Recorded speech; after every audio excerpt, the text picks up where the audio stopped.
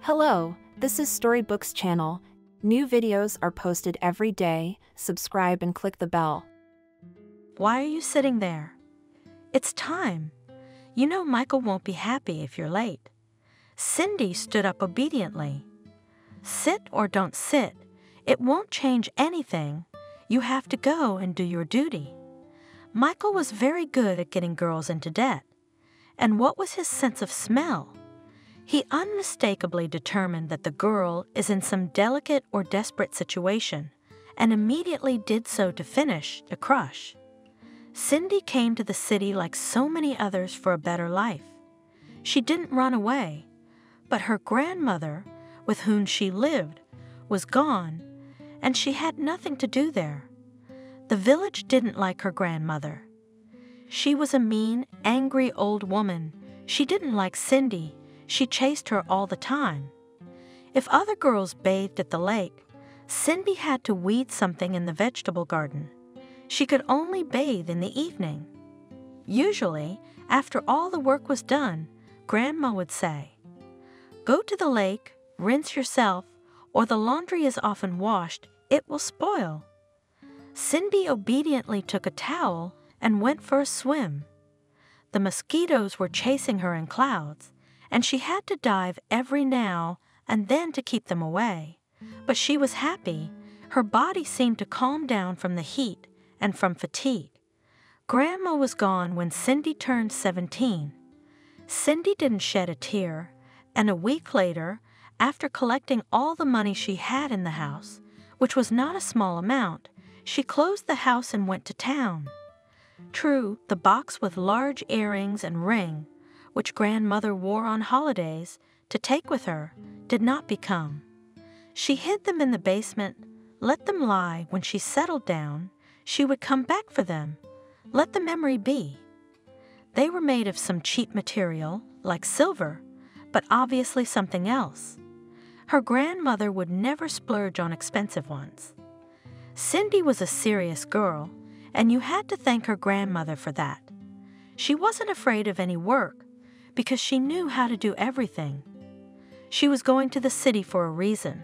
Cindy was going to study. She calculated everything. For the first time she will have enough, and then she will find some part-time work. She will definitely find it, but everything went completely wrong. When she arrived in the city, she was literally deafened by the sounds. Everything was so big, glowing, and terribly unfamiliar. Cindy was carrying a large bag on her shoulder, but she wasn't looking where she was going. She was looking at the town. Yeah, their town wasn't even close. What was it? As she went to the center of her town, she could walk around the whole city in an hour, and here was such splendor. "Young lady, why don't you look where you're going?" Cindy felt at the last moment that she had impaled someone with her bag. A young man stood in front of her. He had a cup in his hand, but the coffee from the cup was dripping down his shirt. "Oh, I'm sorry." Cindy wanted to apologize, but seeing the displeased look on the man's face, she went on the offensive. "You're running like a madman. You saw the bag I was carrying. It was easier for you to go around, and if you don't watch your step, that's your problem." The look on his face became such that the girl couldn't stand it and laughed. "All right, I'm sorry." The man suddenly smiled. "My name is Liam, and I'm Cindy. Where did you come from, Cindy?" I'm here. I'm on the train over there." "You're going to theater school, I suppose." Cindy blushed. "Why theater school? It's like there's nowhere else to study." "You're not going to theater school." "No." Cindy would never have admitted that that was why she had come here, but after the man's words she realized that there were plenty of people like her in the city. Of course she had known about it before, but now she clearly realized how naive she was, no different from the others, the same fools. "Where are you going?" Cindy wanted to argue again that she wasn't going anywhere, but she didn't. "Looking for a room or something to rent, or something for the first time?" "Well, it's complicated. Do you know what the prices are around here? I know, of course, but I'm not poor. The man looked at me doubtfully. You know what? I've got someone who can help you. Shall we? And he strode off with determination.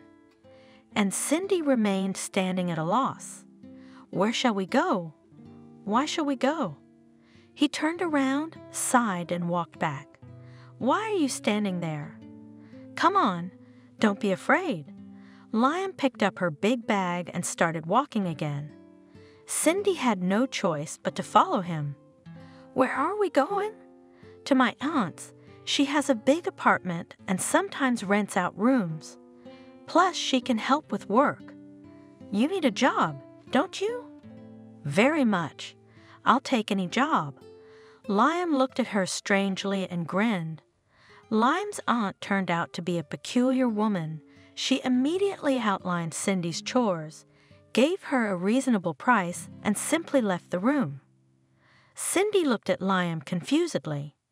Don't worry, she's all right, but she's been in the trade for many years and is very successful, so you won't see each other much. For the first few days, Cindy hardly left the house. Accustomed by her grandmother to cleanliness, she washed everything, rubbed everything, even received praise from Vanessa. Well done. I see you like order. I'll take a little off your paycheck so you can keep cleaning. Oh, it's no trouble at all. A few days later, Liam invited her for a walk. Cindy was so excited. It's a shame. Liam had a real crush on her. She chose the best dress she could find and even put a little mascara on her eyes, which she had bought the other day at a neighbor's store.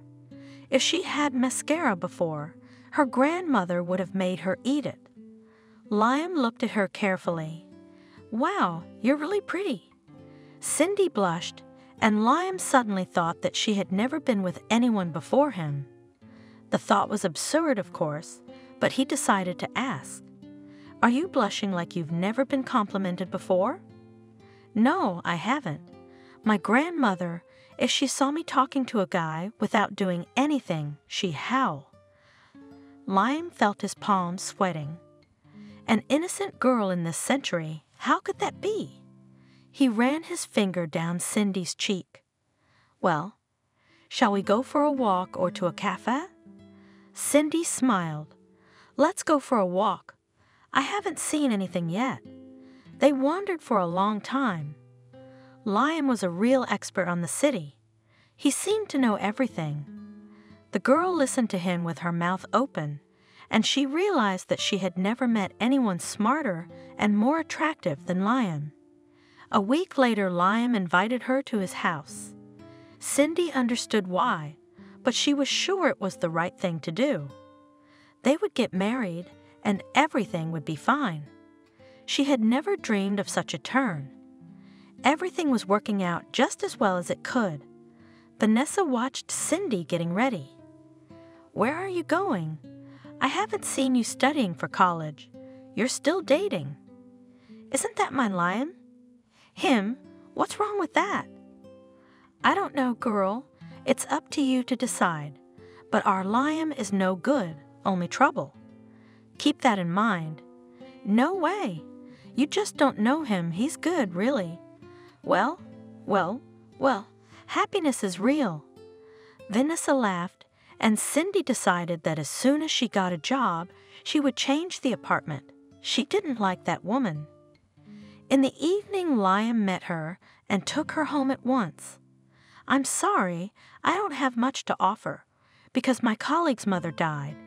So we all contributed as much as we could, so we couldn't leave a friend in need. Cindy looked at Liam with such adoration that he even smiled. What are you doing?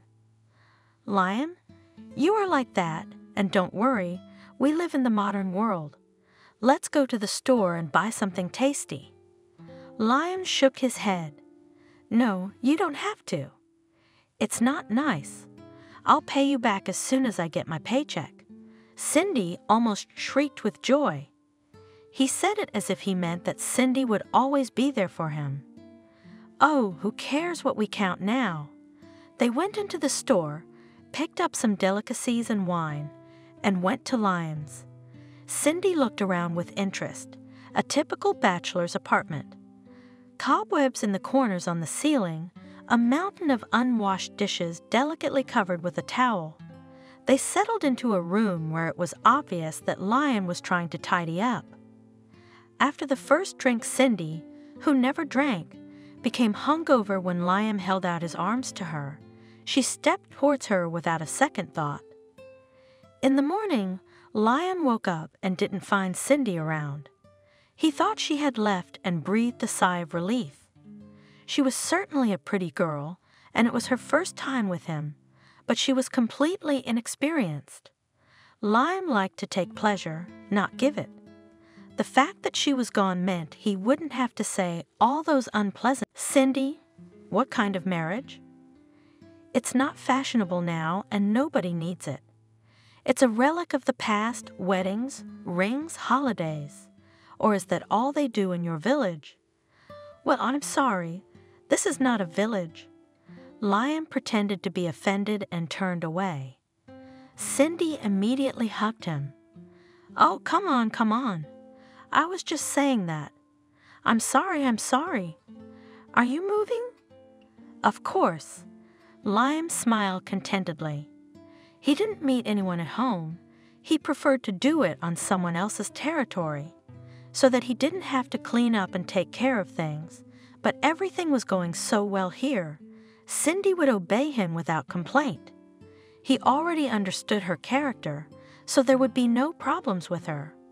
Moreover, he decided to tell her that he had difficulties at work, let her get a job on her own, and run the household on her own money. Why? It will work out very well. He will rest and have fun, and at home he will have order, cleanliness, and food. And of course Cindy, who will never refuse him anything. A month later, Cindy was already working 2 jobs. She fed Liam delicious dinners, washed, ironed, and even bought him new clothes. Liam would hug her affectionately and say, "How did I live without you before? I don't understand." Cindy laughed happily. "Liam, I don't understand how I lived without you. I didn't live at all." 6 months passed, and Cindy's euphoria slowly subsided. She began to look at things more soberly and realized that everything is not so rosy in her life as it seemed before. First of all, although she worked like an ox, there was no money at all, and even the money that had been hers personally was gone. It was very strange, considering that Cindy had hardly any new things, but Liam's closet had changed almost completely. Secondly, Cindy wondered if Liam was spending too much time on a job that he wasn't paid for. And thirdly, Cindy was beginning to realize that she was a complete idiot. Does Liam have this very job at all or not? She sat down on a chair in the kitchen, looked around the room, the curtains on the windows. She bought them. The pot in which the soup was boiling, she bought them too, and the soup that was boiling in the pot was hers too. The girl got up, turned off the gas. She would not cook anything. And after all, only 6 months ago, she dreamed that she would enter the study, that she would have a normal life. Cindy suddenly thought that Vanessa had not warned her in vain. Apparently, she knew her nephew well. Cindy got ready and went for a walk. The weather was nice. She'd have to stop by work and tell her she wasn't coming back. No, of course she'd leave her alone. She had to live somehow. Liam would see that she wasn't there and that nothing had been cooked but the first meal, and she would think about it. She came home in the dark. She had rehearsed her speech all the way, but Liam was not at home. It makes sense. He'd say it was another work emergency. Cindy sighed. How frustrating was that? Well, the main thing was to talk to him. Then everything would become clear. Liam came in the morning. He took something out of the refrigerator, trying not to rattle, and sat down to eat in the dark. Cindy turned on the light. Liam looked up at her. "Hi, what are you doing up?" "Liam, we need to talk." He grimaced. It was a friend of his, to whom Liam hadn't been able to repay his debt for a long time. He had lost a little, then he wanted to win back, but he had lost even more. Once again, Liam regretted that the world technologies were developing so fast. There were no cell phones before, and there was no need to always answer the phone. No home in that, was it? A good excuse, but now try not to answer, and then you can answer and end up in the hospital. "Yeah, Michael, hi." "Hi, Liam. Is it just me, or are you avoiding me?" "Michael, of course it's me." "Then I don't understand why we don't see each other very often. I think we should meet to discuss some things." Liam sighed tiredly. "Where should I go?" "You don't need to go anywhere." "I'll come to you myself. I know the address." Michael disconnected. Liam wiped the sweat from his forehead. It wasn't funny anymore. He tried not to tell anyone his address at all, so that there would be a place no one would know about, and now Michael had found out everything. Liam looked longingly out the window. Hiding was not an option. Sooner or later he would have to go home, but the debt would be much bigger. Cindy had just come home from work when the doorbell rang. "Cindy, we have guests today, a colleague from work." The girl splashed her hands. "Why didn't you tell me?" "I would have cooked something delicious." "It's fine as it is." Michael was alone, but Liam had no doubt that there were some tough guys waiting for him somewhere in the entryway. "It's cozy at your place." Michael looked at Cindy. "Liam, didn't you say you had such a beautiful wife?" Liam gritted his teeth. "It's not a wife, it's Cindy."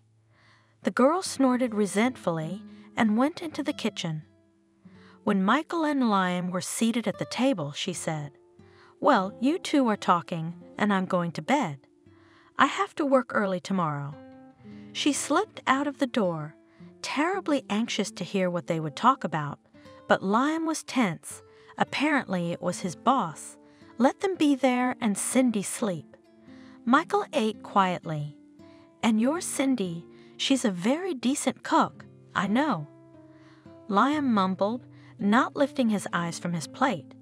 "And she works, and she must be from a decent family." "She's got no one and comes from the middle of nowhere. Did you come to talk about Cindy?" Michael looked at him thoughtfully. "If you don't want to talk about Cindy, let's talk about you. I'm listening to you." "Me? Sure. I don't owe you money. You owe me money." "Michael, I'll give it to you as soon as I get it." Michael pushed the plate away. "You realize this is kindergarten. Maybe you'll have them in 10 years, when they won't be worth anything?" Liam was silent. "Liam, this girl, do you love her? Are you going to get married?" Liam couldn't help smiling. "To Cindy? What, am I sick? Why don't we want her, you country bumpkin? She cooks, cleans, buys groceries. That's all she's good for." "I wonder." Michael was tapping his fingers on the table. "Listen, Liam, you can not only pay me back, but also earn money." Liam looked at Michael in surprise. "How?" "Well, if you don't feel sorry for Cindy, are you saying that she has no family?" "No." "Michael, I don't feel sorry for her. You can have her. What do you want me to do?" They talked for a long time. Michael left after 2 o'clock. That night, Liam was very tender and gentle with Cindy. She even changed her mind about the scandal because she could see how much Liam loved her, but she still had to talk. In the evening, when she came home from work, to her surprise, she found Liam at home. He was lying on the couch, staring at the ceiling. "Liam, is something wrong?" He looked at her sadly and turned away to the wall. Cindy was frightened. She sat down next to him. "Liam, what's wrong?" "Tell me, come on." He sat down on the couch. "Yes, I guess we need to talk. I've been keeping it from you, but things are getting out of hand. You see, I've been out of work for 4 months now, ever since I was diagnosed. I thought treatment wouldn't take up much of my time, much less money. Lime saw the horror-filled eyes of Cindy and continued even more tragically. At the moment there is movement towards recovery, but there is no money, and there are huge debts that people are starting to claim. He talked for a long time. Cindy only realized that money was needed, lots of money, or her loved one would die. It was only now that it all came to her. She realized how skillfully she had been swindled, having driven her colleague into debt, and not just driven, but under receipts. Though if she hadn't had them, she couldn't refuse, she would have been forced to. Cindy went out to get the girls. Michael was already waiting for them. "All right, my chicks, ready to work?" One of the girls laughed. Cindy looked at him gloomily. Michael pinched her quite contentedly. "Why are you looking at me like a beast? It's not like I'm forcing you. Just pay your debt and walk free." Kathy is working with pleasure. She has found her vocation. Cindy looked at him angrily. "Go to hell. You'll choke someday." Michael snorted angrily. "I'd like to give you a punch that you'd remember for the rest of your life, but I can't. There's a very important man waiting for you, and your client is paying you very well, so I can leave you soon." "Well, we'll see." Cindy got into the car. She knew who Michael was talking about. She had been taken to the same client lately. It was an elderly man in a wheelchair. Cindy loved going to see him. They didn't sleep, even though that's why she was taken away for debt. They would talk, watch comedies, eat, and Cindy would just sleep it off. Charles had a son who lived abroad and couldn't come back now because he was under contract. Charles was not a poor man himself, and his son sent him good money all the time so that an old man like Charles could afford it. Cindy had started going to him a month ago. She didn't know how much the clients paid. She only got a little if they gave her something. Each of them was usually escorted to the door by a bald guy named Ethan, who took the money. Then in the morning, or when he had time, he would collect the girls. Charles met her in the hallway. "Cindy, I was afraid I hadn't made it. I can't get your boss on the phone. They've invented a newfangled connection, but they can't think of one that works well." Cindy smiled. Charles was always cursing everything modern, saying it was better before. And now there's no privacy at all. Think about it, Cindy. It used to be that a man went on vacation, went to the country, and that was it. Everyone knew that he would return on such and such a date, and no one touched anyone. But now at any moment at work will be called, and if somewhere the phone sat down, then in an hour everyone is on the ears, not a life, but a glass showcase. In some ways she agreed with him, but she liked to argue. Sometimes they spent the whole evening arguing. They met by chance. Cindy went out during the day. Once a month, when there were women's days, girls were given days off. Some went out. Some visited relatives. It was on one of those days that she met Charles. Cindy liked to think about anything extraneous and just walk. When she went somewhere far away, she would start a game, trying to get back to the center without questioning the passers-by. That day she wandered for a long time, wandered into some cottage community, and realized she was completely lost. There were no passers-by, so Cindy sighed and pulled out her cell phone. Only the phone was a nuisance. It just died. "Shit. Can I help you, sweet girl?" Cindy turned around in amazement. In the 3 years she'd worked for Michael, no one had ever called her that. Very close behind a wrought iron fence sat a man in a wheelchair. He was dressed like he was going to a ball, black suit, white shirt, bowdy. The man intercepted her gaze, smiled. "I like, to be always in uniform. A pun, of course, but at least with clothes on. Cindy smiled. The man reminded her of some fairy tale character. Not even a fairy tale character, just an ancient one. From a time where good manners were still honored. "Hello, I'm a little lost, and my phone is dead." The man smirked.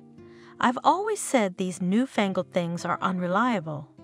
If you had a guidebook in your purse, you wouldn't be lost. My name's Charles, by the way.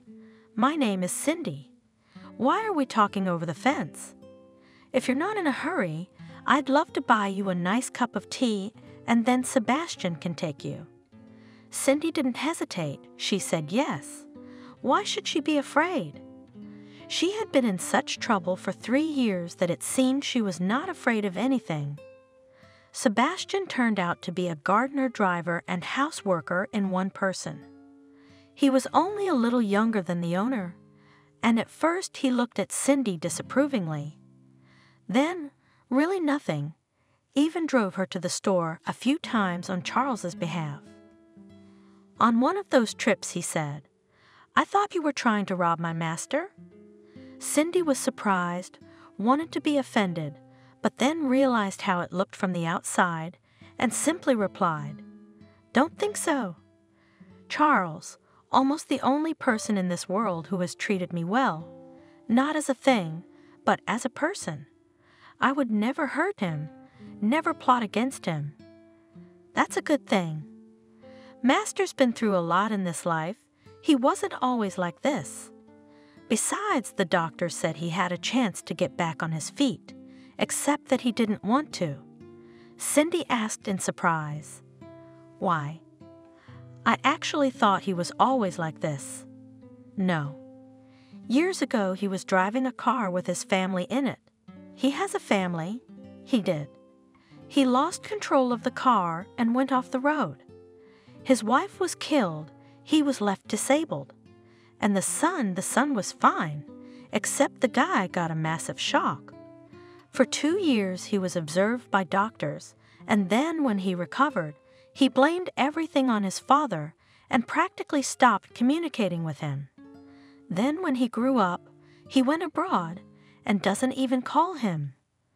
Well, Charles also blames himself for everything, and that's how he punishes himself. He doesn't think that's punishment enough for him. You know, Cindy, before you showed up, he didn't even talk to anyone. He sat in his room. I even brought him food." Cindy was so upset. "Oh, how awful. He's so kind, so wonderful. How old is your son?" "He is now." Sebastian thought for a moment. 27 or 28. "And how long has he been separated?" "Since he was 20, when he left on vacation and never came back. He and his father had a big fight before he left. I heard Robert telling him everything. Charles tried to say something at first, but then he shut up. That's it.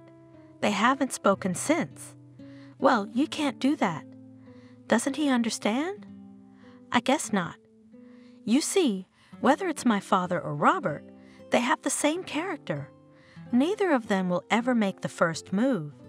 Cindy thought, "Oh, I wish I could talk to that Robert. Explain, but you can't.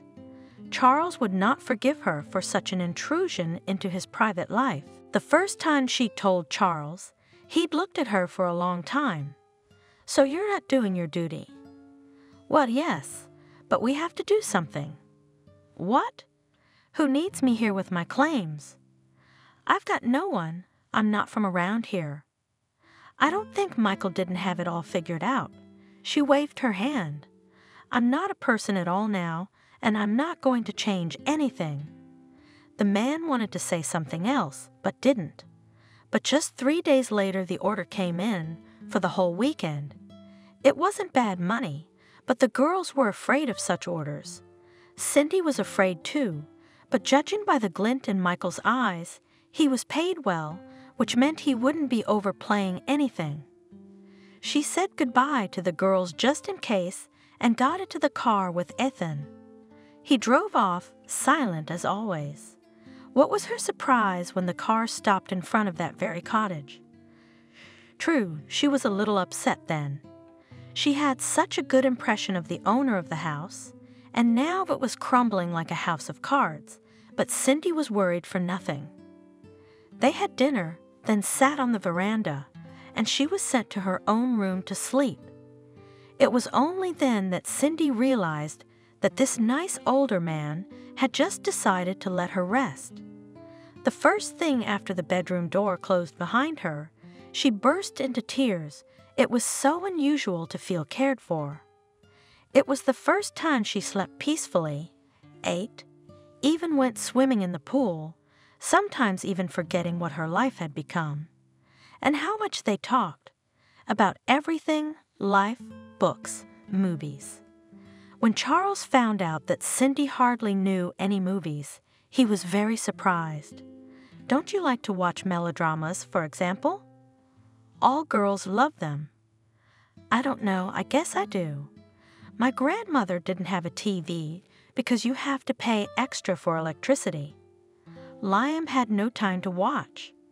I'd come in from my second job and just fall over. And now I don't have time for movies. Cindy, have you met Liam? I mean, it's all his fault. I tried. I waited for him at his house. He was with some girl. Anyway, he said he hated talking to people like me. From then on, Cindy had an occasional vacation.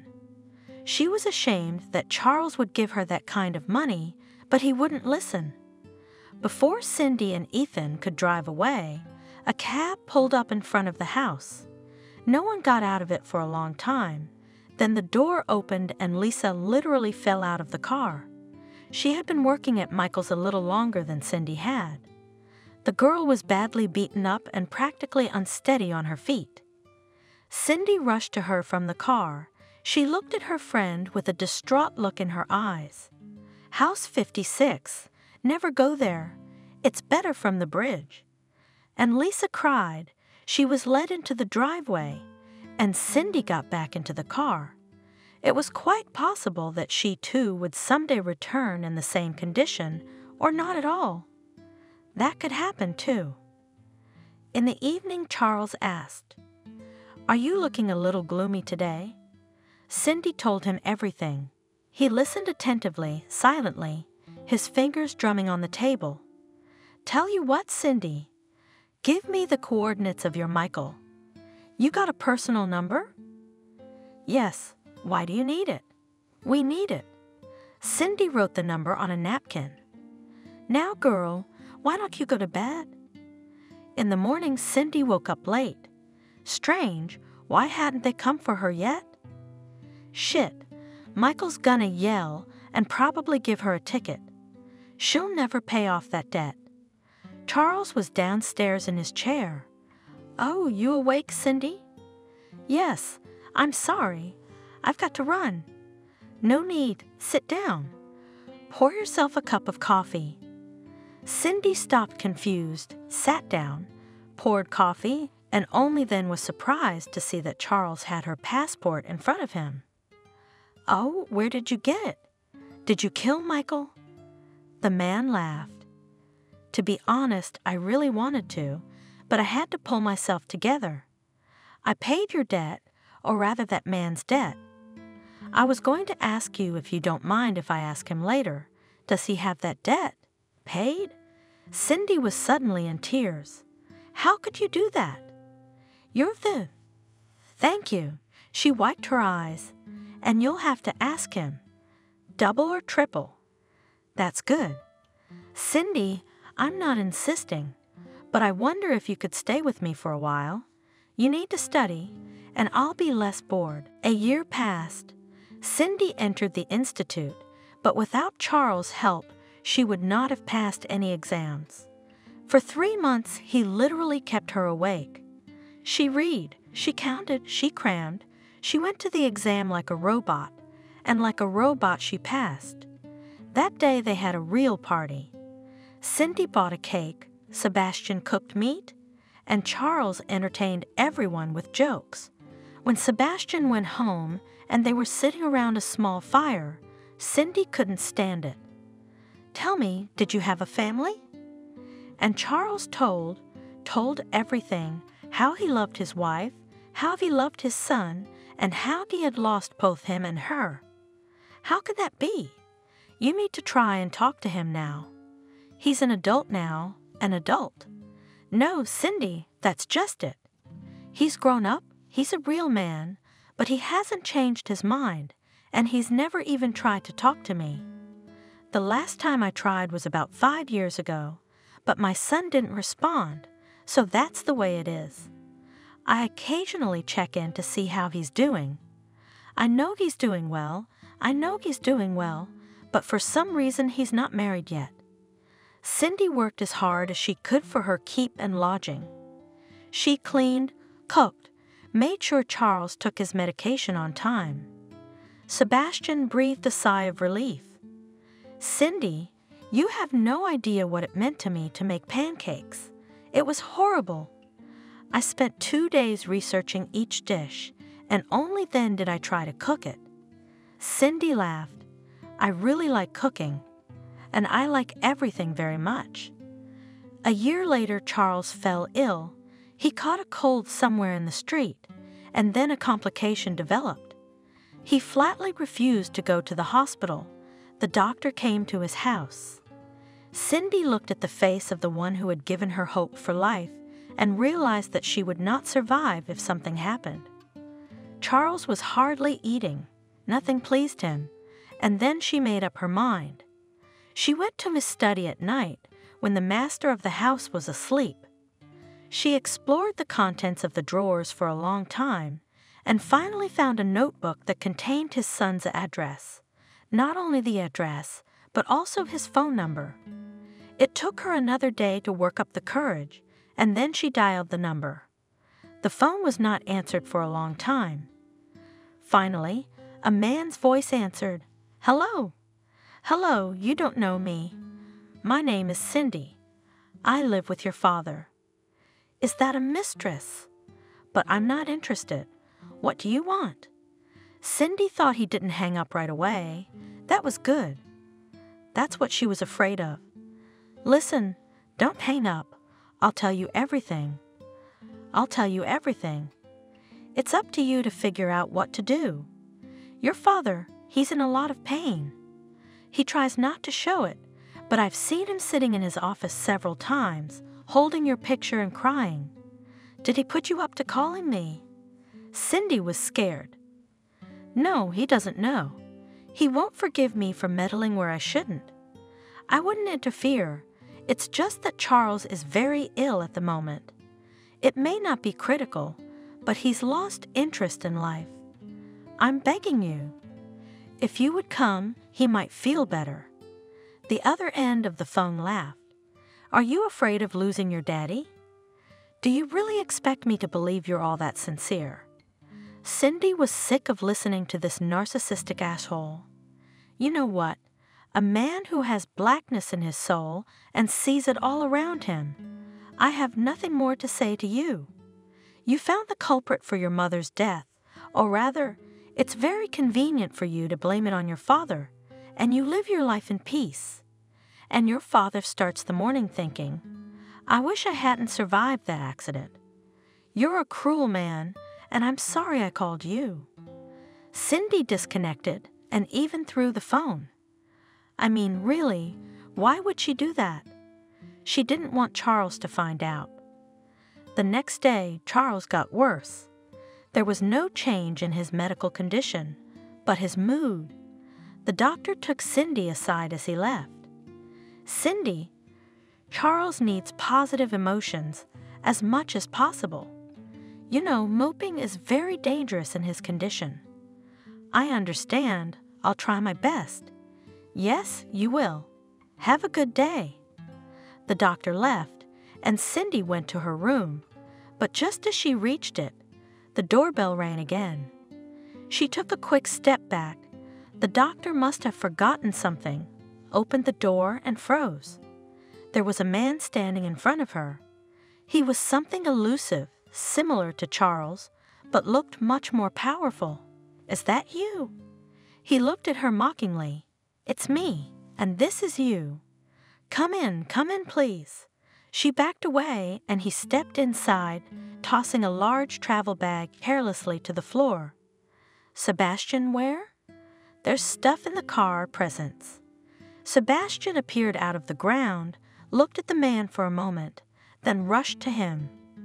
"Kid, Uncle Sebastian." They hugged. Sebastian sort of even wiped his eyes. Come, make your father happy." Robert looked at Cindy confusedly. "How? Can you do that without warning? Is it all right?" She smiled. "Let's go quickly. What warning?" She opened the door to Charles' room. "Charles, you have visitors."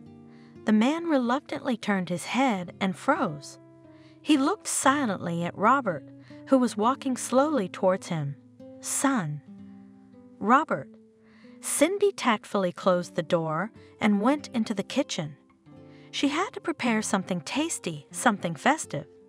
She had the salad ready, she put the meat in the oven, sat down, and Robert came into the kitchen. "Something smells delicious." She smiled. "Dinner will be ready in 200. Why don't you make some tea and sandwiches in the meantime?" "That would be great. I'm starving." Cindy began to make sandwiches quickly, and Robert watched her when the girl put a plate and a mug in front of him, said, "Well, tell me, Cindy, what are you doing in my father's house? That you're here out of the goodness of your heart, I don't need to tell you. I haven't believed in human souls for a long time." Cindy shrugged her shoulders. "That's your right. Everyone believes what they want to believe. But will you tell me you're not trying to marry my father?" "Marry Charles? Are you out of your mind?" Cindy immediately recognized that Robert was very handsome, probably spoiled by women's attention, and no wonder, but the way he behaved, the things he said, just repulsed her. He was so nasty. Why, a lot of girls your age only dream of such a husband. He's got money, but well, you know. Cindy, leaning over to him, was just bursting with anger. "No, I don't understand. I don't understand the intricate plans and actions that are brewing in your sick brain. And please remember, I'm here because I'm very grateful to your father. He has helped me a lot in my life. You're a completely unreliable person, so I'll be with Charles until he kicks me out. Is that clear?" Robert looked at her in a kind of admiration. "It's clear. You just don't get to swinging your fists, or your eyes will be so glittering that you'll be impossible to handle." Cindy straightened up and walked out of the kitchen shaking. What a narcissist. What kind of a narcissist who thinks he knows everything? How could Charles, the smartest and kindest man in the world, have such a son? She looked into the room. Charles was asleep. On his lips was a smile. She smiled too and quietly closed the door. In the evening, Charles even sat at the table for a while, ate a little, which Cindy was terribly pleased about. The conversation was mostly between Robert and her father. So Cindy cleared the table, said good night to everyone, and went to bed. She had to go to the institute in the morning. She left when everyone was still asleep. The day flew by unnoticed.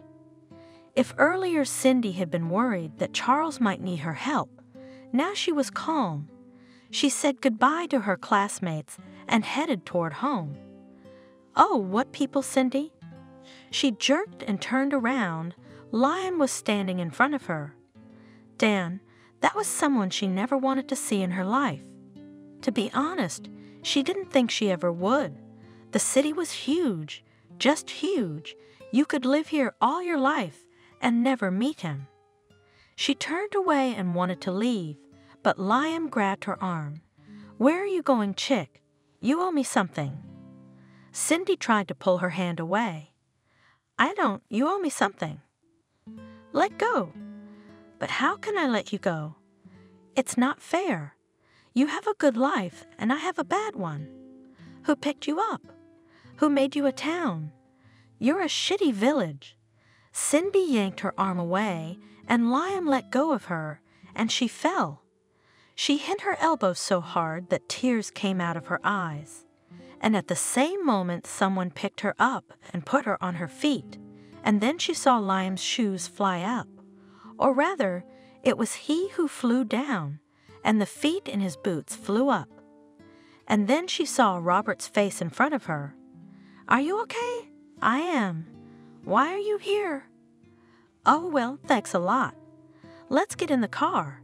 Cindy let him drive her to the car, and when he closed the door behind her, she cried, "Oh, God, what is it?" Why couldn't she live in peace? Why does she want so much to forget the past? She did everything to never remember it. And then Liam. Now he knows where she goes to school. Cindy suddenly squeezed her eyes shut. What if he starts to scare her? What will he tell those she socializes with at the institute? About where she used to be, who she used to be. What to do? Robert got in the car, looked at her, held out a tissue, then sighed and touched off. When Cindy had calmed down a little, he asked, "Well, who was it?" "It doesn't matter." "Well, it doesn't matter. Then it doesn't matter." They drove home in silence. Already in front of the door, Cindy turned to him. "Please don't say anything to Charles. I don't want him to be nervous." "All right, if you say so." She knew that Robert was leaving in a week and decided that she just had to keep communication to a minimum. Charles was feeling much better. She lay awake all night, then decided that she should transfer to a correspondence school so she wouldn't need to be in the neighborhood much. And in the morning she got the news that made her clap her hands and scream like a little girl. At breakfast, Charles looked at her and said, "Cindy, you'll have to live here alone, but Sebastian will be around." "Why?" She looked at him fearfully. "What's wrong? Where are you going? Are you worse? You don't feel well?" Charles laughed. "If you'll let me say just a few words to your endless questions, I'll answer you." Cindy gave an embarrassed yelp and fell silent. "You see, Cindy, my son insists that I go with him. There's a clinic there that's willing to operate on me. And they even say the chances are good. Here, Robert's gonna stay for a couple weeks while I get checked out, and then we'll fly out together. Just for a couple months. I hope I'll be back on my own." Cindy couldn't take it anymore. She threw her arms around both Charles and Robert. For some reason, however, Robert kept her in his arms a little longer than he should have, which confused her. In the evening before going to bed, Cindy looked at herself in the mirror, eyes burning, a smile on her lips. No, not again. She can't, she mustn't. But the girl already realized that she had fallen in love with Robert irrevocably. She went out onto the balcony as she was in her light pajamas. Cindy always did. The balcony connected several bedrooms on the second floor.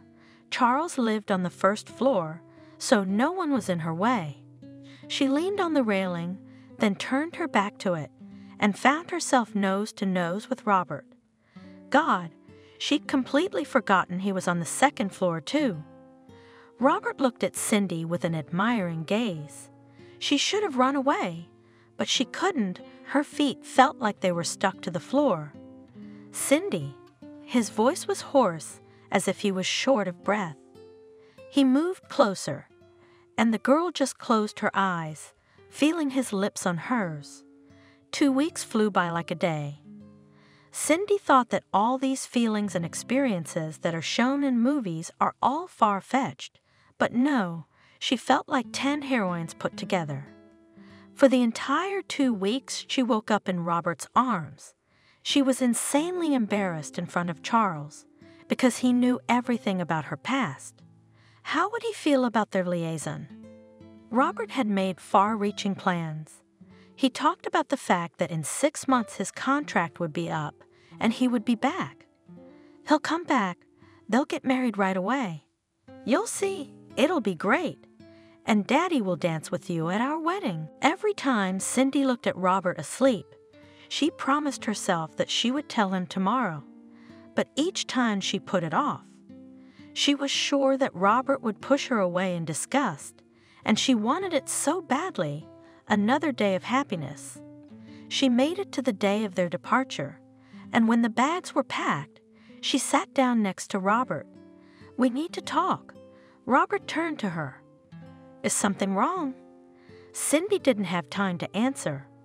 Robert's phone rang and he was speaking German, but even Cindy's knowledge of foreign languages was enough for her to realize that it was a woman calling and demanding to know when Robert would be back. Robert answered almost rudely, finally saying that he had asked her not to call.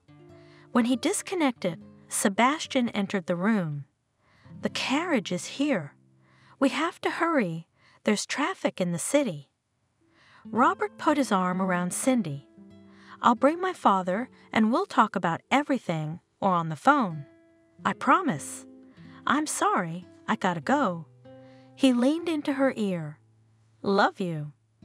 As they drove away, Cindy felt like the most miserable person ever. She put the calendar on the table and then crossed out today. The countdown of waiting went on. 3 weeks later, she realized something was wrong with her. Only what? The hunch came suddenly. It couldn't be. She was walking out of the clinic this morning, walking and smiling like a complete idiot. The doctor said she was pregnant. The term is very small, so when she asked who was there, he laughed and said, "A baby." Nothing else is known yet. Robert's baby is in it, his and hers. It's so unexpected, so exciting. He'll be calling tonight. Cindy had no idea what his reaction would be. She was already approaching the gate when she felt someone looking at her. Cindy turned around and immediately met eyes with Liam. She felt the blood rushing in her head. He had found her and here she was. She could definitely forget about being happy now.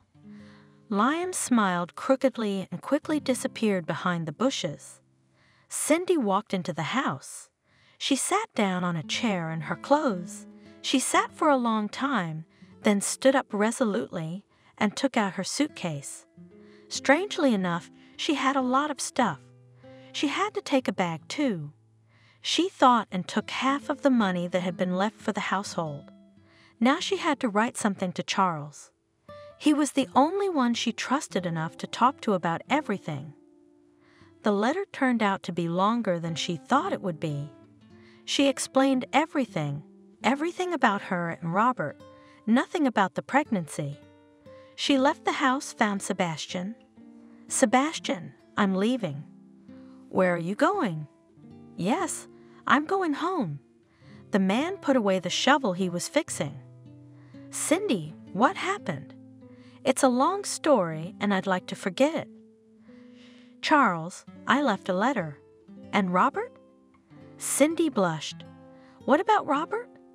"Cindy, do you take everyone for an idiot?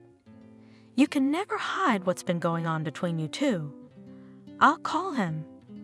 "I don't know what you're thinking, but you're wrong. Sebastian, don't you understand? I'm not worthy of Robert. He'll forget me, marry a normal girl." "It's all wrong. He won't be happy with me anyway." Cindy hugged Sebastian, then headed for the gate. "Wait, can I at least give you a ride?" She waved. "No need, thanks. I'll do it myself." Her grandmother's house greeted her with a dank dampness. It had taken her 3 days to get here. She'd changed her route on purpose so no one could find her. Her passport had been registered where she had once lived with her parents, which was almost 150 miles away. Her grandmother took her when Cindy was very young. To be honest, she can barely remember everything, and what she does remember, she doesn't want to remember. No one in the village knew what had happened to her parents. No one would ever even try to ask her grandmother because she had a short answer for everyone.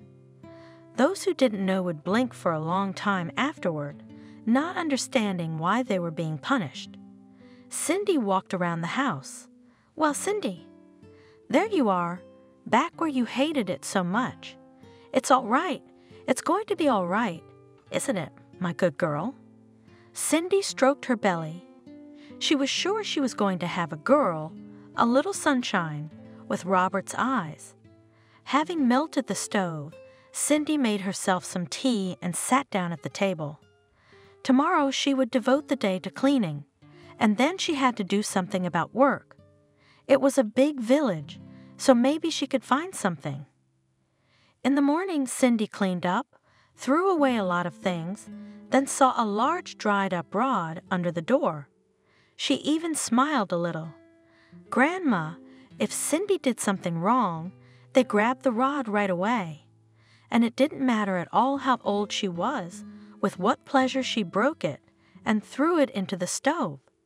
A few days later, Cindy went to the so-called office. All village business used to be settled there. Time had passed, of course, but not so much. She wondered how long she had not been here. It was 5 years. On the one hand, it was a long time, but on the other hand, what was 5 years for a person? For an ordinary person, it was just a short period of time, but for Cindy, it was a lifetime. David, Cindy hardly remembered the name of the local boss, even waved his hands. What's the job? Those who have worked all their lives have nothing to pay, and you say work. Cindy was confused. What am I supposed to do? What do you do? The same thing everyone else does. Thank God they haven't canceled the buses yet. So everyone goes downtown to work. Cindy sighed. Well, I'll drive. She had to buy a new SIN card, the one she'd thrown away at the station. She found a job quickly. The salary was small, minus the road, not much at all, but it was better than nothing. Cindy hid the money she'd taken from Charles' house. Her daughter would have to buy everything. The girl checked in at the local clinic, had all the tests. Oh, honey, I don't know what to tell you. The full-figured woman doctor, who was Cindy's doctor, was going through the papers on the table. The girl tensed up. Something wrong with the baby? No, there's nothing wrong with the baby. It's you. No hemoglobin, bad blood, and a very narrow pelvis. Not only will you have to come in more often than other women, but you'll have to go to the hospital a week before delivery. Is that serious? Well, how can I put it? For some people, these problems are not problems at all, but for others, they're dangerous. I don't want to scare you for nothing. I'll say this, we'll watch you and then we'll see. Does the child have a father? Cindy smiled. Well, what about without a daddy? Children without a daddy don't exist, but we don't have one and we won't have one. I see. And another single mom. Well, go on, and we'll have another test in a week. Cindy was very worried at first, but then she calmed down. She feels great, so she's gonna be fine. She will give birth to Christina, she will love her, and they will have a real family. Cindy didn't know why. How could she be so sure it would be a daughter? She just knew, that's all. When it was time to give birth, it was March outside. There was still a lot of snow, but the sun was already cheerful. Cindy's back had been pulling since the morning. She doesn't go into the hospital until Monday, and today is still Saturday. Strange, maybe pregnant women have a reaction to the weather like old people. She decided to go out for a walk. Maybe she'd get some air and feel better. As soon as she stepped outside, a car stopped in front of the house. She froze. Her heart was pounding so hard, she wanted to clutch it with her hand. Robert slowly stepped out of the car. He looked at her with a grim look that didn't bode well. Well, hello there, fugitive. Robert, how did you find me? He wanted to answer something, but he finally saw her stomach. What is that? Robert, did you run away from me with my baby? Yes, Robert, I ran away from you with my baby. He walked towards her. His look did not bode well. The closer he got, the more his heart pounded, the more his lower back ached. He came, close, stopped. "Now you're going to have to answer all my questions." Cindy nodded and slowly began to settle down. The pain in her back intensified and began to develop throughout her body. "Cindy, Cindy." She heard Robert's voice as if from far away. The girl felt that she was being carried somewhere, taken somewhere, then scolded for something. Somewhere in the distance a child's cry, so thin it must be her girl. Cindy tried to open her eyes, but she fell somewhere completely. "Mommy, wake up." "Mommy? Whose name is that?" Cindy opened her eyes. An unfamiliar white room. Cindy tried to stroke her stomach, but it wasn't there. The remnants of sleep instantly faded away. Where? And she saw there was a nurse standing next to the bed. She had a small bundle in her arms, with only a small nose sticking out of it. "Here's your princess. She's so pretty, but she's hungry too. Let me help you." Cindy took her daughter and froze. How pretty she was. She really was a princess. She wanted to feed her, but she felt someone looking at her. Robert was standing in the doorway. Cindy remembered everything. What would happen now? Cindy. "Robert, I'll explain everything to you." She knew perfectly well that this time she could not explain anything to him, and perhaps she did not need to. Since Charles had not told him anything, perhaps she did not need to. Let it be her secret. Cindy looked at Robert with the eyes of a beaten dog. Tears sprang from her eyes. He rushed to her. "Don't cry, you can't cry. Everything's going to be all right. Everything's going to be all right now." Robert picked her up from the hospital. He made a mess with all the flowers and balloons. They'd never seen anything like it in the village. When they got home, Cindy saw not only the crib she'd bought from an ad, but lots of beautiful things for her daughter. In the evening, Robert took her hands in his. "Cindy, when will Christina be ready for the road?" Cindy was frightened. If she had a chance here, it would become quite small in the city. "Oh, Robert, she's just a baby. Maybe in a few months." "Months? But that's so long I have to work." A week later, Robert left and said he'd be back in 2 or 3 weeks. He couldn't come any sooner. "I've got to tell my dad. You know, he's walking now, but with a cane. He is. I'm so happy for him. You have no idea. He's gonna be so happy. I didn't tell them anything." He left and Cindy felt so sad. When Christina was a month old, they went to the clinic. It was possible, of course, to wait for the doctor at home, but she was so fed up with the unloved village that she could not tell. After the checkup, when Cindy decided to walk through the market, she suddenly stopped like a stumbling block. Cindy thought she saw Liam in the crowd. She took off her seat and with a quick step went to where the familiar face had flashed, but found no one else like him. The young woman exhaled. No, it couldn't be. Where would Liam come from? If only for her soul, but the address. And then Cindy remembered that she had once mentioned her town in conversation. If it was him, what did he want? Cindy walked through the market one more time. Christina was starting to get cranky, and the woman headed for the cab stand. Robert had left her enough money to get around comfortably. Before getting into the car, she looked around once more. No, she was definitely imagining things. Why had I come all the way out here? At home she fed and tucked Christina in and went out into the yard. It had been over 2 weeks since Robert had left. They'd called yesterday, and he'd said he'd be here today or tomorrow. Cindy couldn't make sense of herself. Was she happy? Yes, very. But what lay ahead? That she didn't know. Living and lying to Robert? He had said last time that as soon as Christina could be moved, they would get married right away. She would finally be his wife. Cindy decided to weed with the flowers, the only decoration in the yard. The door to the house was open, so if Christina woke up, she would hear right away. "Hello, Cindy." She flinched and turned around. Liam was standing in the yard. "What are you doing here? What do you want? How did you find me?" Liam smirked. "But it's not that hard. Let's go inside, darling. I missed you madly." Cindy stood up opposite him. "We're not going to any house. Leave me alone at last.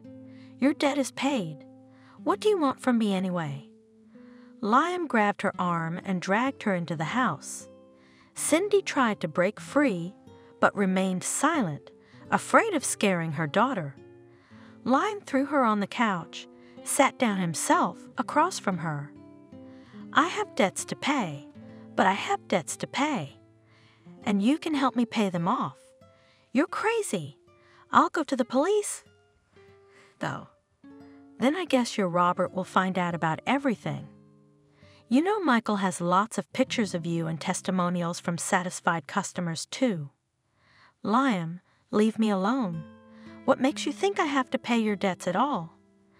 Liam laughed, stood up and headed towards the crib.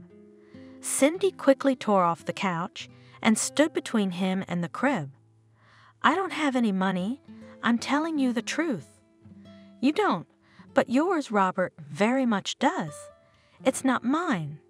"Cindy," Liam sighed. "You see, you're my last hope. I won't give up.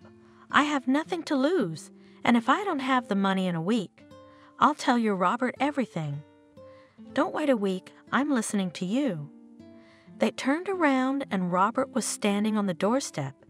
He motioned to Liam. He tried to jump out the door, but he didn't have time. Robert caught him and punched him in the face. "What are you doing here? And why does Cindy have to give you the money?" Liam tried to get away again, but immediately received another blow. "Your Cindy is a call girl. She's been a call girl for a long time." "Oh, you bastard." Robert punched Liam again, and Cindy quietly settled down on the couch. That was it. The phantom happiness was over before it had even begun. Tears streamed from her eyes. 10 minutes later, a car roared to life. Apparently Liam had left. Robert came back, sat down on a chair, and approached her. "Is it true?" "Robert, I've been meaning to tell you everything, but I kept being afraid you wouldn't want to." "You're right, I won't." "You're crap. You're such an asshole. Am I gonna take my daughter away from you? Or maybe my daughter isn't mine either? And you just don't know who her daddy is." Cindy stood up, proudly raising her head. "You'd better think she's not yours. It'll be easier on everyone."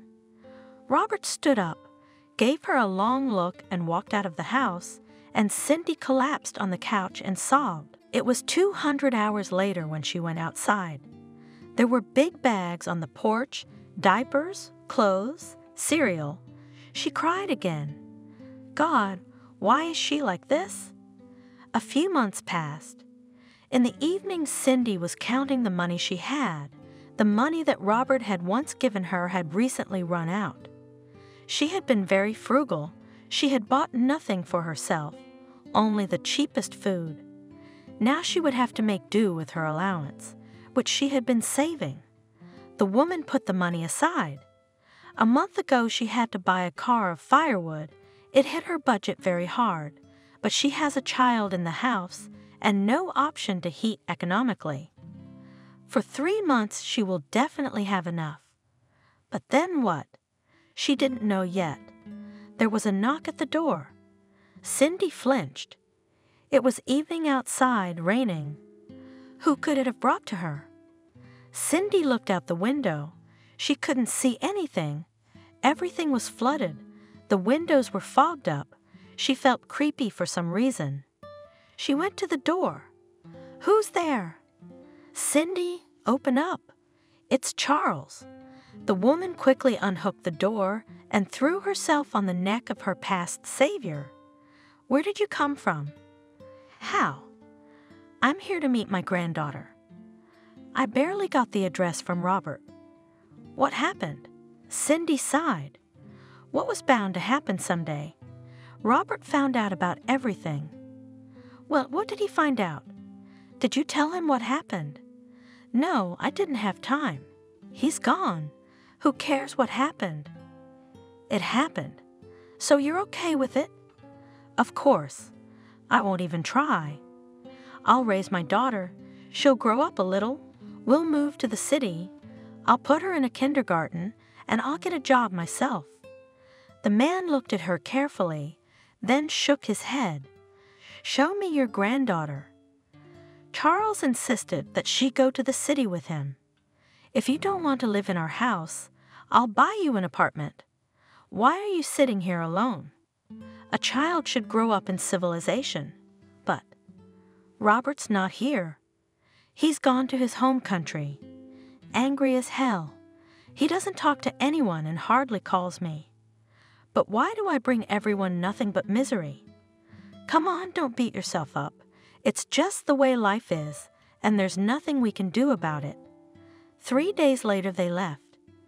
Charles, as promised, bought her a 2-room apartment nearby, and he visited her often. Christina loved her grandfather. Cindy was finally able to finish her studies and even get a job. The daughter was 4 years old when Charles caught a cold. At first, it was just a cold, to which he paid no attention, and as it turned out, for nothing. The illness progressed, and within a week he was sick. Cindy and Christina moved in with him. Cindy had to take a vacation because he didn't want anyone else in the house. Charles, we have to eat. Cindy, but I don't want to really. Tell me, did Robert show up? No, of course not. What do you think? Cindy looked at him in surprise. What do I think? I don't understand you. Cindy, I'll be gone, and you'll be alone in the world again. Hasn't there been a good man by your side all this time? Cindy smiled. No, I haven't. I don't understand. Have you decided to marry me off? I have, and as soon as possible. I don't think I'm going to make it this time. What are you talking about? Don't you dare even think of such a thing. By evening, Charles was worse, and the doctor insisted on hospitalization. Cindy went with him, and with Christina remained faithful Sebastian, with whom the girl was also very friendly. Cindy sat in the corridor while the doctor examined Charles, then he came out to her. Why didn't you come sooner? The doctor was about 40, a very handsome man with a calm look. You don't know how hard it was to get Charles to go to the hospital. He wouldn't go now. He was just so sick he couldn't argue. My name is Jacob. Seeing the mute question in Cindy's eyes, he smiled. Just Jacob for you. Unfortunately, people like that are not uncommon. They're afraid to cause a lot of trouble, but they cause even more. Excuse me, can I buy you a coffee and we can talk? Yes, of course, I'd appreciate it. They were in the doctor's office. He made coffee, put the cup in front of Cindy. What can I say? Of course it's very bad, considering that Charles has had many operations in his life, and his body is very worn out. It's nothing critical. I mean, we'll fight. We'll get it out, but there may be complications, but it's too early to tell. Thank you. I'm very worried. This man is very important to us. To us? Are you married? The doctor seemed upset, but Cindy smiled.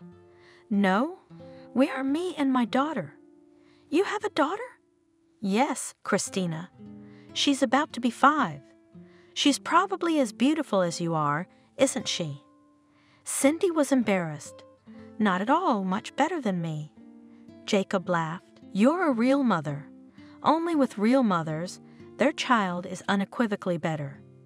They talked for another half hour. Cindy was so at ease, and Jacob suddenly said, Cindy, I don't even know how to say this properly. In general, I would like to invite you, for example, to a restaurant or maybe somewhere where your girl would be interested too." She smiled. A nice man, of course, older than she was, but that was such a small thing. Maybe Charles is right. Stop waiting for Robert, who doesn't care about them. I'll think about it, only if later, when Charles is feeling better. No problem, I'll wait. Besides, I have an incentive now to get him back on his feet as soon as possible. They said goodbye warmly. "Tell me, what time can I come tomorrow?" "Right after lunch, with a lot of tests and procedures before lunch." "Okay, thank you very much." She left and Jacob stood pensive for a long time. The family must be very wealthy. I wonder who she is to this Charles. A daughter? Doesn't seem like it, but they must have something in common, so it makes sense. The thing is, Jacob always wanted the good life. He was a good doctor, though, and he loved his job. He didn't want to lead anyone astray. He just thought that if he was to connect his life with someone, it should be with someone who would be of some use besides love. Cindy seemed to be just the person he needed. He would have to get her interested, but in the meantime he would treat the man she had come with. After a few days, Charles got better. So much so that he asked Cindy to bring him some cutlets. Cindy looked at him in surprise. "Cutlets? That's right. I don't know why I wanted cutlets so badly." Jacob, who was also in the room, laughed. "Well, now I see it's on the mend. So, Cindy, you must keep your promise." He left the room and Charles looked at Cindy.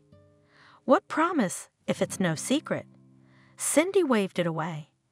"Jacob asked me to go to a restaurant, and I said I'd think about it when you were better." Charles hesitated. Why, that wouldn't be such a bad idea. There was something about the doctor he didn't like, and he couldn't say what it was, but he was a grown man, an established man, not a bad match for Cindy. But there was an unpleasant feeling in his soul. And Cindy and Jacob were really developing a romance. Cindy couldn't say she liked the doctor very much as a man, but he wasn't disgusting either. He was smart, very versatile, and he was good with Christina. Charles had already checked out when Cindy came to see him. She and Jacob had been dating for a month and a half, and today he proposed to her. Cindy was confused. She didn't think it would be that quick. Charles immediately saw that Cindy was worried about something. "Cindy, what's wrong and why are you alone?" "I came to talk. Jacob proposed to me." Charles felt a twinge in his heart. "I said I'd think about it. A month and a half is not a long time." "Cindy, how do you feel about him?" "How do you feel about him?" "I don't know. He doesn't disgust me, he's interesting." Cindy grinned. "Of course it's nothing like it is with Robert." Charles looked at her carefully. "Are you still in love with Robert?" She looked at him in surprise. Why is it possible to fall out of love with someone? There was silence for a few minutes. Then Charles said, "Yes, Cindy, you have to weigh everything. Loving one person and living with another is very hard." She left and Charles picked up the phone. He didn't want to interfere in the relationship between Robert and Cindy, especially since the latter didn't want to hear anything about her. But now he decided that he would try. Robert hung up the phone. He had immediately interrupted his father when he talked about Cindy. But the fact that she had been proposed to and would probably accept it left a residue on his soul. He took the picture from the table, and no one here knew anything about her. So the little portrait of Cindy always stood on his desk, and also Christina's. His father, though Robert had never asked for it, sent pictures of her from time to time. Robert knew Dad had bought her an apartment, knew he was helping his granddaughter, so he sent him money. He didn't say it was for Christina, but Charles understood it all himself. The older Christina got, the more she looked like Robert. He saw it perfectly well. He looked at her pictures for a long time, but he couldn't help it. There was a very strong resentment against his father. Why hadn't he told him right away? Shit. He got up from the table and walked over to the window. He stared out at the street for a while, then pulled out his cell phone. Dad, can you tell me how and what? Why did Cindy do it? Of course I'll tell you everything. I should have done it a long time ago, but you didn't want to hear it. They talked for over an hour. When Robert hung up the phone, he felt worse. Shit, so what? Did it get better? No, definitely not, because he now realized that he behaved, to put it mildly, in a bad way. Cindy, it was her fault too. She should have told him everything at once too. Would he have been with her then? Probably not. But then there wouldn't have been all this. There wouldn't have been Christina. There wouldn't have been those very happy days. All in all, Robert was completely confused, so he knew he had to go home, look Cindy in the eye, and then decide what to do. Some nasty inner voice squeaked. Who needs you after all these years? Cindy's doing the right thing. She would get married and live a normal life, not wait for the weather. Robert tried to muffle that voice, opened the door, asked the secretary to come in. Emma, I have to go to America. Any questions are for the deputy. I'm to be called as a last resort. Okay, I'm sorry. Is there a problem with your father? No, he's fine. Thank you. He noticed a shadow on the secretary's face, and suddenly he remembered that this nice woman had been very concerned about his father's health when he was here for surgery, had even visited him in the hospital a few times, and then they had left. Robert vividly remembered how glum his father had been the day he'd left, but Robert had attributed his mood to the fact that Sebastian had reported Cindy's disappearance. What if that wasn't the case at all? Could it be that father and Emma? Damn, but why can't he ever see beyond his own nose? Cindy and Jacob sat in the cafe. She has to give an answer tonight. Cindy has been up all night, she kept thinking. Jacob is good, reliable. What more could a woman want? Everything seems fine, but Jacob, I realize you're waiting for an answer. Cindy, why don't we have dinner first? She smiled. Christina was at Charles, and it was safe to rest. Cindy knew that Charles would tuck the girl in, read her a story, and they would probably watch cartoons on TV while her mom was away. Cindy forbade watching cartoons before bedtime, but the grandfather spoiled his granddaughter. They ate dinner, and Cindy realized the hour had come. Jacob, I'm going to be honest with you. I've given your proposal a lot of thought, and I can tell you now, I couldn't marry you. I have been in love with another man for many years, and I would hate to lie to you. Jacob sighed. You know, I expected that answer. It was clear to me that when we're together, you're not really with me, so you're not resentful. Cindy was glad. She didn't want to offend Jacob. I'm offended, but not offended enough not to suggest that you stay friends. While the flight lasted, Robert thought about his life. At the time when he met Cindy, he had a girlfriend, and admittedly, he was even going to get married, but not until he met Cindy. It was only then that he realized what true love meant. The parting was hard. The girl was the daughter of his boss. What does he have in the end? Nothing. After he left Cindy, he couldn't think of any other relationship. He'd had women, of course, but they were just for one day. He took a cab and went home. He wondered if Cindy was at her father's, how would their meeting happen? There was no Cindy, but there was his father who said glumly, "You must be late.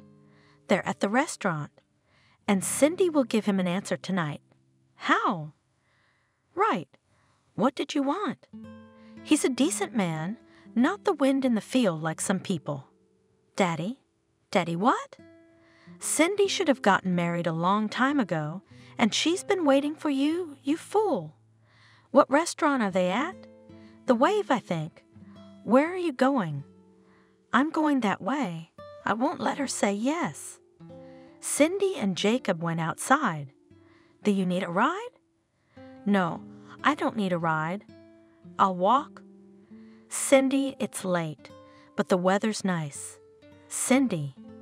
A shout literally tore through the evening air. They turned and saw Robert running towards them. Cindy felt her legs go cotton. Jacob looked at her pale face in surprise. Is that him? Yes. Robert ran up angrily, looked at Jacob, then shifted his gaze to Cindy. Cindy, I'm sorry. Yes, I'm an idiot. I'll be sure to beg your forgiveness.